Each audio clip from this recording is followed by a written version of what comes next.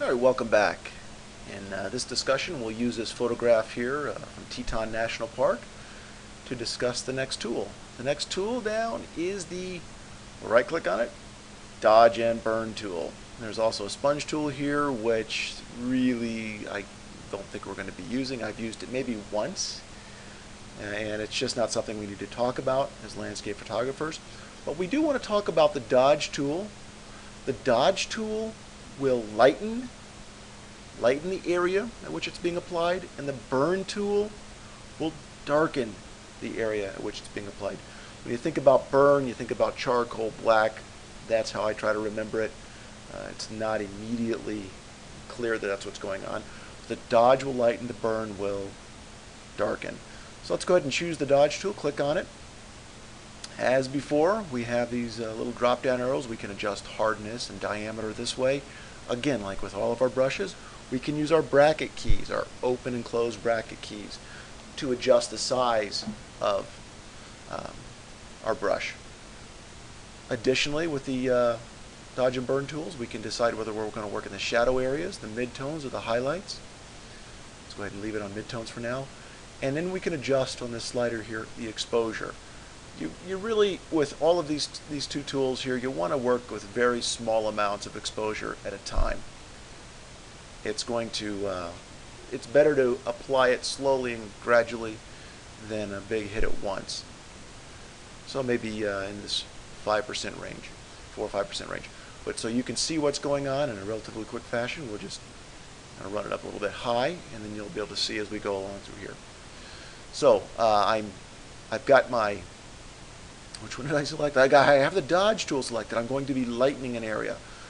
Maybe I want to lighten this area right through here in this tree. So you just hold your mouse button down, you click and drag, and what am I doing wrong once again? I'm not working on a layer. I'm working on the background. I'm going to Control Z to undo that. I'm going to make a copy of the background. Now I'll go ahead and start doing that. So I'm clicking and dragging, and I'm lightening a little bit. If I want to lighten more, I let go of the mouse, click, and paint some more. It's hard to see in one swoop here, but if we toggle this eyeball for the background copy on and off, we can see that we're making huge adjustments. What else might I like to do to this image? Well, let's use the Burn tool, maybe to bring the sky down. Oh, look, I can't do anything. Why? Because my layer is not turned on. I'm going to use my Burn tool now to maybe darken this sky a little bit. So here we go. Really hard to see as you're painting when you're using these small quantities, but it's the better way to apply these tools in little increments at a time. And we're working in the shadows here. Let's go ahead and maybe work in the midtones.